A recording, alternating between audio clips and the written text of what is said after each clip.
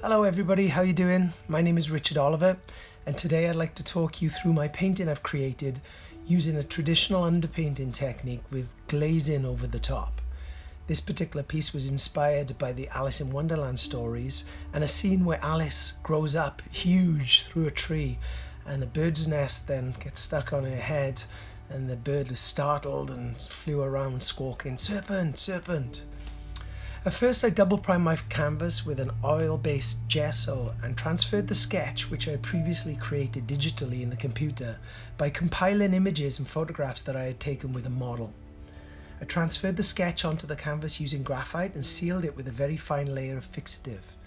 In this next stage, as you see, I use an old traditional slow drying medium with some burnt umber to cover the entire canvas and begin to wipe away the lighter areas which I wanted to reveal. This process is something that I adopted a couple of years ago. Instead of building up the umber wash, it feels quite cathartic to remove instead of applying, much like a sculptor would take away some clay or stone. The marks of wiping away are quite unique, and I like how I'm able to feather the transitions to soften the contrast. This particular canvas was a little bit of a struggle because although I'm using a fine linen, I'm used to applying this technique to smooth gessoed board, so I had to learn to adapt to the surface as I went along. After the raw umber wash is dried completely, I begin what's called grisaille, a French word meaning grey or known as the dead layer of the underpainting. I use 1 part titanium with 2 parts zinc white and work in my highlights using a variety of brush techniques. I particularly like how the effects of the white titanium over the warm umber creates an optical illusion, making the highlights appear bluish in tone. This lends itself very well to glazing flesh tones. As the Renaissance artists discovered, as light penetrates the human skin, the deeper the light has to travel, the more blue is reflected back, while the rest of the spectrum is absorbed. Therefore, glazing warm tones over a cool green or blue tinted underpainting brings the most realistic flesh tones and mimics light as in real life. At this stage, not including the digital reference image, the painting has taken approximately 12 hours. Painting using underpainting technique and glazing over the top requires a lot of planning and patience, but it also affords many benefits, and by allowing the layers to dry between, the artist can reduce errors and tackle all of the elements of composition separately and precisely. The next stage is to drop the shadows down. I blend an ultramarine blue with a raw umber to create a dark pigment and start to work on the contrast by darkening the areas in shadow.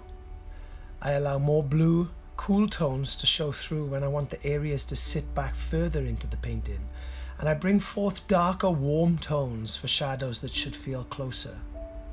At this point, it's very important to work on details and get correct values of the underpainting, because the glaze layers are transparent and most of the underpainting will show through. There is very little room to work on the details at the glazing stage without using more opaque paint, essentially dulling the effect of the glaze and preventing the light from travelling through the layers and bouncing back from the underpainting with intensity. I feel like you have to get your details 90 to 95% of the way there before you start glazing. I love using this method because it allows me to focus on one thing at a time, especially in this case, values, and all the tones and contrasts of the overall piece. I feel confident that when it comes to glazing then, I can achieve the glowing effect that I am shooting for. The next sitting, I decided to block in the background. Over the past few years, I've found more success by painting the background directly and not using the underpainting followed by glazing method. Instead, I spend time mixing a precise palette and matching the colours of the reference image. The benefits of doing this allow me to apply the paint quickly and block in areas with confidence, knowing that my tones are correct. I also make up sufficient amounts of paint so that I can return to the painting and touch up areas maybe a few days later, knowing that my colours will all match. When it comes to the transitions, the landscape, and space especially, I feel I have more control when the paints are applied in this method. It feels more like plein air painting, which of course I love. Here I'm fine-tuning the background and blending some of the transitions with a soft wide brush and adding lightness to certain areas to make the landscape sit behind the character and feel much more balanced. I return to the underpainting to work up some of the details and to tidy up certain areas, and also to add layers to the highlights in order to boost the contrast. On this particular painting, I made the decision to mix a number of steps of grey tones just to soften some of the transitions between the dark and light areas, as I found the piece was starting to look a little muddy where the paint was pooling into the weave of the linen. I had to let the painting fully dry before I could notice some of those adjustments were needed. Sometimes, depending on my initial intentions, this particular process isn't, or this stage I should say, isn't really necessary, especially if I want to keep the work more expressive and loose. However, with this painting, I did intend to make it quite detailed and lifelike, so I felt like it needed that extra time. My final sit-in before I start my glazing at my demonstration in Las Vegas, I go back in and feather out some of the more harsh transitions. I take a photo of the image and I flip it horizontal on my iPad so that I can have a fresh perspective and see the areas that don't quite feel right. Before I start glazing, I spray a fine layer of retouched armor varnish so that the matte areas are brought back to a uniformed gloss, and I can see how the final piece will look. It also gives it a little protection while transporting my work to my demonstration, and is another barrier should I need to remove the glazing that I do without affecting the underpainting.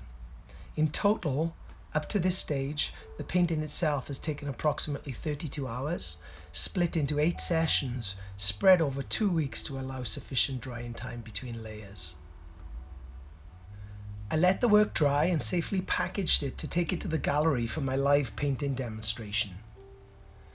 Glazing is the process of applying multiple transparent tinted layers to a painting to build up deep, rich and vibrant colours.